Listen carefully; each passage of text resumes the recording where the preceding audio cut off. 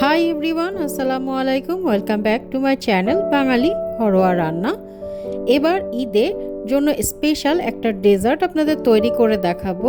সেমাইয়ের দুধ দুলালি বলে থাকে। এই রেসিপিটা কিন্তু খেতে অনেক মজা হয়ে থাকে। আশা করি আপনাদের কাছে ভালো লাগবে।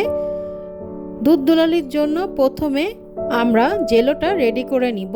আমি এখানে 2 কালারের জেলো নিয়েছি। আপনারা চাইলে আরও বেশ কিছু কালারের জেলো নিতে পারেন।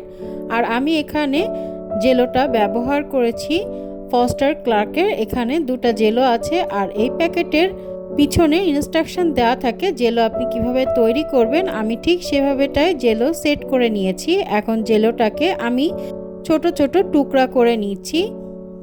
এভাবে জেলো আমি আগে থেকে সেট করে তৈরি করে নিয়েছি। এবার সেকেন্ড প্রিপারেশনের জন্য আমি এখানে 1/2 লিটার লিকুইড মিল্ক নিয়েছি। আর তার মধ্যে আমি 1/2 কাপের মতো পাউডার মিল্ক অ্যাড করে দিলাম এবং খুব ভালো করে পাউডার মিল্কটা মিশিয়ে নিলাম।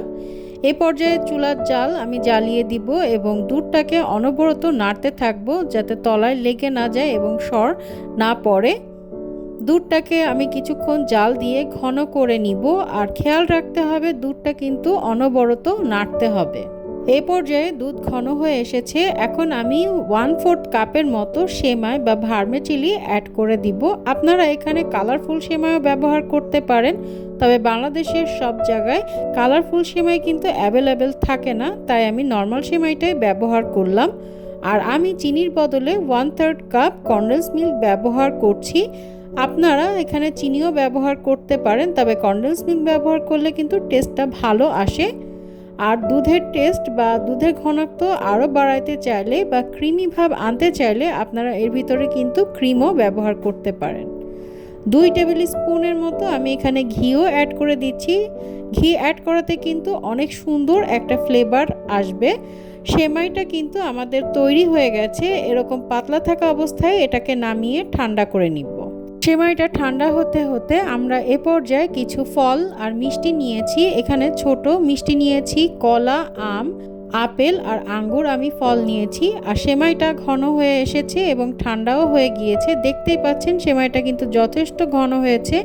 এজন্যই আমি বলেছি যে একটু পাতলা থাকা অবস্থায় সেমাইটাকে নামিয়ে নিতে হবে চুলা থেকে।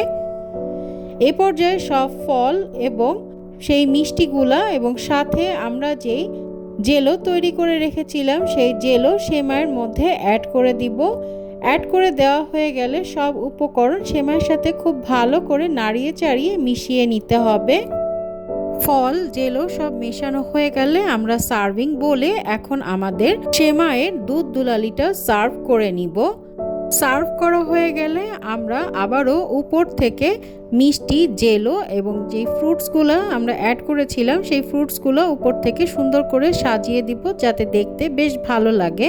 আপনারা চাইলে এরকম বড় বলে সার্ভ করতে পারেন অথবা সিঙ্গেল কাপেও সার্ভ করতে পারেন। তৈরি হয়ে গেল আমার ঈদের স্পেশাল ডেজার্ট সেমাইয়ের দুধ দুলালি। আশা করি আপনাদের কাছে সেমাইয়ের এই দুধ দুলালির রেসিপিটা ভালো লেগেছে। আপনারা কিন্তু চাইলে এই দুধ দুলালির মধ্যে কাস্টার্ড পাউডারও ব্যবহার করতে পারেন। অবশ্যই এই ঈদে দুধ দুলালিটা ট্রাই করবেন। ট্রাই করে নিচে কমেন্টস করে আমাকে অবশ্যই জানাবেন। সবাই ভালো থাকবেন। আল্লাহ হাফেজ।